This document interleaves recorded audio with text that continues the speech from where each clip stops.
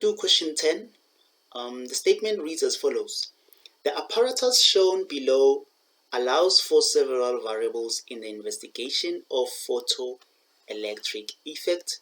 A learner sets up the apparatus and measures the maximum kinetic energy of photoelectrons emitted from the surface of metal X using different frequencies of incident radiation, right? As they said, they use different frequencies of incident radiation. Fine, so this is a diagram. This is the apparatus that is set by the learner. We have our metal X here. We have an incident radiation. They're using different frequencies to emit light into this metal X, right? And then this is the collector. We're having our glass tube here, and basically they're saying that this is vacuum, right? The entire space here is a vacuum, and then we have our ammeter there, we have our open switch there, right? So then these are different metals that are used. So we have our sodium, our magnesium, our aluminium, and zinc. So they have their energies here, different energies, right? But we used metal X, so we don't know which metal was used here. We'll probably know later on in the question.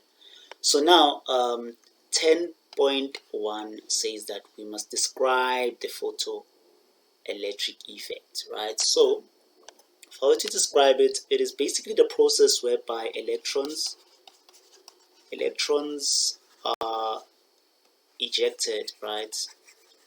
Are ejected. Okay, let me write this term nicely. So it's a process where electrons are ejected from a metal surface when light of suitable frequency is incident on the surface. So that is photoelectric effect, right? 10.2 says that light with different wavelengths is shown onto metal X and the kinetic energy is measured. So light of different wavelengths, different frequencies, you can say, is shown on metal X, right? And we measure the kinetic energy of each, right? Fine. So 10.2.1 says that name the independent, dependent, and controlled variables of the experiment.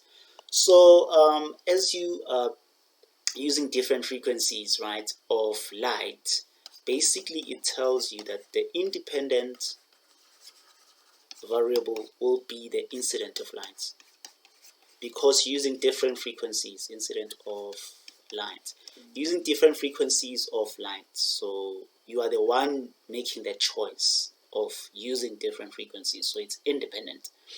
And the dependent variable will be the kinetic energy, right? Kinetic energy depends on what frequency of light you are using.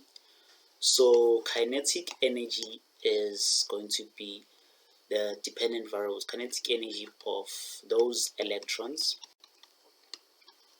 right? And our controlled variables will be the type of metal that we use. We can use the aluminium metal and we stick by it, or we can use just any type of metal and we'll stick by it. So that is controlled.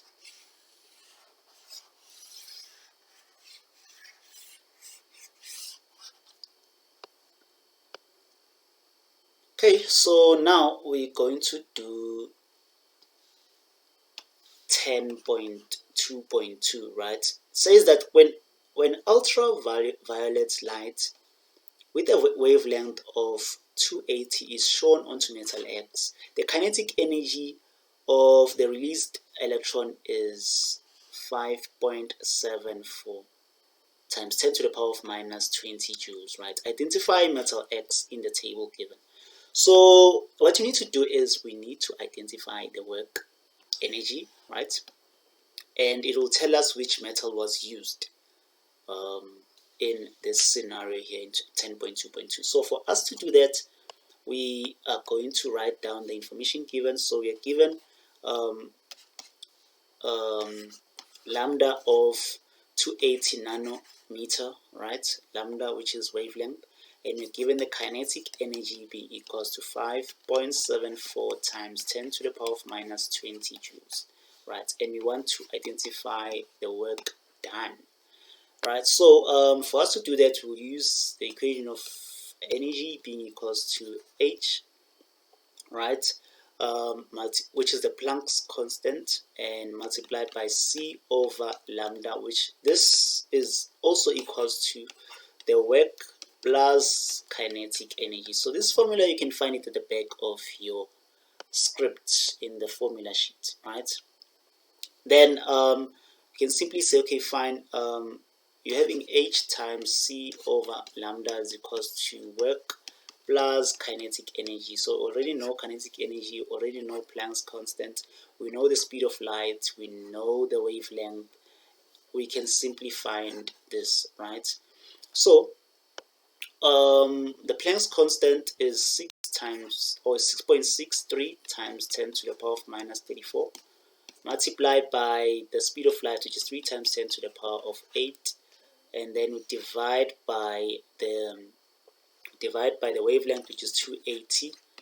Because it's nano, so it's 10 to the power of minus 9 meters, equals to work plus our kinetic energy, which is 5.74 times 10 to the power of minus 20, right? So we're going to transpose this kinetic energy to the other side to find our work done. So work is equals to 6.63 times 10 to the power of minus 34 times 3 to the power times 10 to the power of 8, divide by 280 times 10 to the power of minus 9 minus 5.74 times 10 to the power of minus 20, right? So you're just going to punch in your calculator this entire expression here, and your work is supposed to be 6.53 times 10 to the power of minus 19 joules. So this is going to be your work done, right? So we need to identify which metal is this, right? Using this work done of 6.53 times 10 to the power of minus 19. So we're going to go back to our diagram and our table rather. We got 6.53. So 6.53 is this one here, right? So now we know that the metal that was used, it's actually aluminium. So we can go back and indicate which metal is metal X, right? So simply say metal X is aluminium. Cool. 10.2.3 says that the maximum kinetic energy of electrons ejected by the ultraviolet light is greater than the maximum kinetic energy of electrons ejected by the blue light. So we're comparing an ultraviolet and blue light, right? Explain why this is so. Why the ultraviolet light is the kinetic energy is greater than that of the blue light, right? Why is that so? So you can simply look at if you're looking at the ultraviolet light, we can look at what is this? The lambda, which is the wavelength. The wavelength, you can just go to your electromagnetic spectrum if you have it. Obviously, this would be an exam, so you won't have access to that.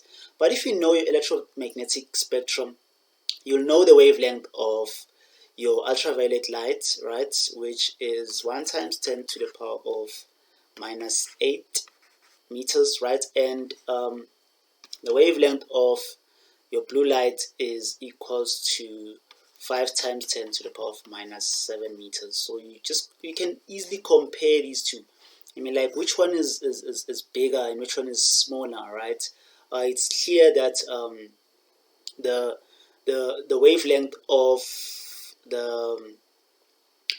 this wavelength, right, is, because it's 10 to the power of minus 7, it is larger compared to this one of 10 to the power of minus 8, right? Because yes, 5, but 10 to the power of minus 7, so it's smaller. So it's larger, sorry. So now, when you want to identify kinetic energy, remember that our formula to identify energy is equals to work plus kinetic energy. And we are told that the kinetic energy of the ultraviolet is greater than the kinetic energy of blue light, right? So which basically will be determined by your wavelength, because E is equals to H multiplied by C over wavelength, right? So if this wavelength is smaller, it will eject a larger energy, right? So larger energy will mean larger kinetic energy, right? Hence, the wavelength of the ultraviolet is smaller, right? So the smaller the wavelength, the larger the energy, meaning the larger the kinetic energy. But the larger the wavelength, it will give you the smaller energy, right? Photon of light, it will give you smaller energy, and then this smaller energy will result in smaller kinetic energy, right? So that's how you can compare these two, right? Let me just write it properly here, just for us to see. So we're having E is equals to H multiplied by C over this equals to work plus kinetic energy, right? And I said the ultraviolet light has a lambda which is equals to 1 times 10 to the power of minus 8 meters, right? So if you were to indicate that in this equation, you say E is equals to H multiplied by C over 1 times 10 to the power of minus 8 is equals to work plus kinetic energy, right? And if you were to write the kinetic energy of this, you're going to say H multiplied by C over 1 times 10 to the power of minus 8 minus work done is equals to kinetic energy, right? So this 1 times 10 to the power of minus 8 is smaller compared to that of the blue light, right? Because if you, so this E is for the ultraviolet, so let me just write ultraviolet light, right? So let me write that of the blue light, E is equals to H multiplied by C divided by the wavelength of blue light is 5 times 10 to the power of minus 7 minus work equals to kinetic energy of the blue light, right? So I want you to note this. The wavelength of the ultraviolet is 1 times 10 to the power of minus 8, which is smaller compared to this 5 times 10 to the power of minus 7.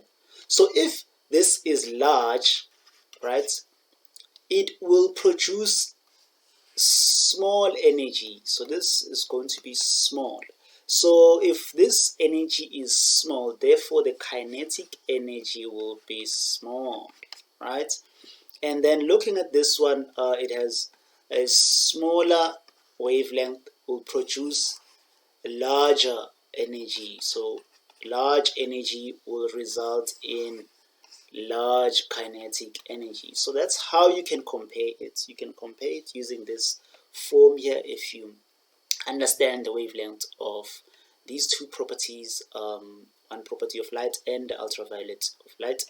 Then you'll be able to answer the question, or you can use you can check your memo. If you rely on memos, you'll use that definition. But this is one way which I appreciate in explaining this problem here. So the